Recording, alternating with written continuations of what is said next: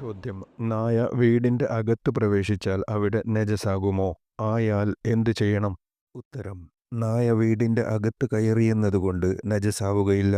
നനവുള്ള സ്ഥലത്ത് നായ സ്പർശിക്കുകയോ നായയുടെ നനവുള്ള ഭാഗം ഏതെങ്കിലും ഭാഗത്ത് ആവുകയോ ചെയ്താൽ അവിടം നജസായി.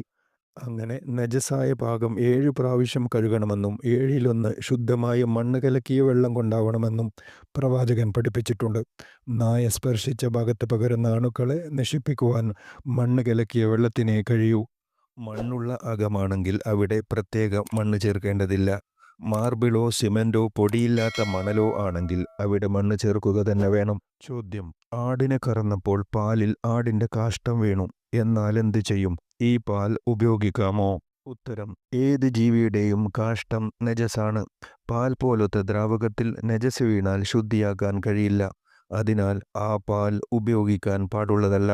ചോദ്യം: സ്പ്രേ ഉപയോഗിക്കുന്നതിന്റെ വിധിയെന്ത്? ഉത്തരം: ആൽക്കഹോൾ, സ്പിരിറ്റ് തുടങ്ങിയ നജസുകൾ ചേരാത്ത സുഗന്ധദ്രവ്യങ്ങൾ ഉപയോഗിക്കുന്നത് നല്ലതാണ്. അവ ചേർന്നത് ഉപയോഗിക്കാൻ പാടില്ല. സുഗന്ധദ്രവ്യങ്ങൾ നബി സല്ലല്ലാഹു അലൈഹി വസല്ലമക്ക് ഇഷ്ടമായിരുന്നു. ചോദ്യം: പള്ളിക്ക് ചാണകം തേക്കാൻ പാടുണ്ടോ? ഉത്തരം: പാടില്ല. ചാണകം നജസാണ്. ചോദ്യം: നായ തൊട്ട പാത്രം കൈ കൊണ്ട് തൊട്ടാൽ കൈ നജസാകുമോ? ഉത്തരം: നനവോടെ സ്പർശിച്ചാൽ നജസാവും. ചോദ്യം: ആരോഗ്യസമൃദ്ധിക്ക് വേണ്ടി ഉടുമ്പിന്റെ രക്തം കുടിക്കാമോ? ഉത്തരം: ജീവികളുടെ രക്തം നിർബന്ധിത ഘട്ടങ്ങളിലല്ലാതെ കുടിക്കാൻ പാടില്ല. നജസാണത്. ചോദ്യം: മൂത്രത്തിൽ തുപ്പരുത് എന്ന് പറയുവാൻ കാരണമെന്ത്? ഉത്തരം: മൂത്രത്തിൽ തുപ്പാതിരിക്കൽ സുന്നത്താണ്. തുപ്പുന്നത് നിമിത്തം വസ്വാസ് ഉണ്ടാവുമെന്ന് ചിലർ രേഖപ്പെടുത്തിയിട്ടുണ്ട്. മാത്രമല്ല, ത്വാഹിറായ വസ്തുവിനെ നജസിനോട് കലർത്തുക എന്നതും ശരിയല്ല. ചോദ്യം: കിണറ്റിൽ നായ വീണാൽ അതിലെ വെള്ളം മുഴുവനും ഒഴിവാക്കാതെ ഉപയോഗിക്കാൻ പറ്റുമോ? ഉത്തരം: കിണറ്റിൽ 2 കൊല്ലത്ത് വെള്ളമുണ്ടെങ്കിൽ, അതായത് 1.25 മുഴം നീളവും വീതിയും ആഴവുമുള്ള പാത്രത്തിൽ കൊള്ളുന്ന വെള്ളം, ഇത് ഏകദേശം 189 കിലോഗ്രാം തൂക്കവും 670 ഔൺസ് അളവുമായിരിക്കും. അത് അശുദ്ധമാകുകയില്ല. നജസിന്റെ മണമോ നിറമോ രുചിയോ വെള്ളത്തിൽ അവശേഷിക്കുന്നുവെങ്കിലേ ആ വെള്ളം അശുദ്ധമാവുകയുള്ളൂ.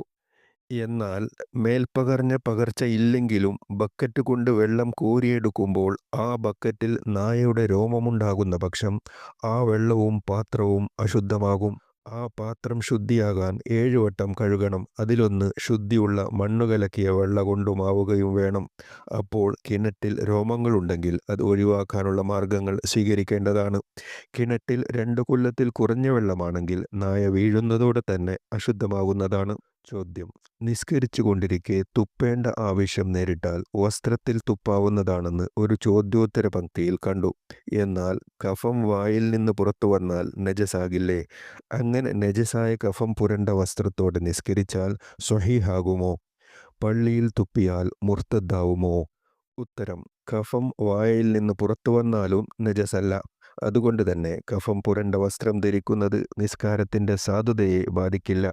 പള്ളിയെ നിന്ദിച്ചുകൊണ്ട് അതിൽ തുപ്പുന്നത് മുർത്തദ്ദാവാൻ കാരണമാകും. നിന്ദിക്കൽ ഇല്ലാതെയാണെങ്കിൽ ഹറാമുമാണ്. ചോദ്യം: കൊയ്ത്തുകാലമായാൽ വീടിന്റെ മുറ്റം ചാണകം തേച്ച് മിനുസപ്പെടുത്തുന്ന ഏർപ്പാട് അനുവദനീയമാകുമോ? ചാണകം നജസല്ലേ? ഉത്തരം: പൊടി പാറാതിരിക്കാനാണ് ഇത് ചെയ്യുന്നത്. ചാണകം നജസായതിനാലും അതിൽ ചില കൃമികളുണ്ടാവാൻ സാധ്യതയുള്ളതിനാലും ചാണകമല്ലാത്തത് ഉപയോഗിക്കലാണ് നല്ലത്. ചോദ്യം: നജസായ വെള്ളം കൊണ്ട് കഴുകി ഉണങ്ങിയ ഒരു വസ്തുവിനെ ഉയർപ്പുള്ള കൈ കൊണ്ട് തൊട്ടാൽ കൈ നജസാകുമോ? ഉത്തരം: നജസാകും. നനവ് മൂലം നജസ് പകരുന്നു. ഉണങ്ങിയ സാധനമാണെങ്കിൽ നജസാവില്ല. അനാവശ്യമായി നജസായ വെള്ളം കൊണ്ട് കഴുകാതിരിക്കലാണ് വേണ്ടത്. ചോദ്യം: ഇന്ന് സർവ്വസാധാരണമായി ഉപയോഗിക്കപ്പെടുന്ന ടൂത്ത് പേസ്റ്റുകളിൽ പന്നിക്കൊഴുപ്പ് ചേർക്കുന്നുവെന്ന് കേൾക്കുന്നുണ്ട്. ആയതിനാൽ അവ നജസല്ലേ? ഉത്തരം: കേൾവിയുടെ അടിസ്ഥാനത്തിൽ മാത്രം അത്തരം വസ്തുക്കൾ നജസാണെന്നും ഉപയോഗിക്കാൻ പാടില്ലെന്നും വിധി പറയാൻ പറ്റില്ല. അതേസമയം അതിൽ നജസുണ്ടെന്ന് തെളിഞ്ഞാൽ ഉപയോഗിക്കാൻ പാടില്ല.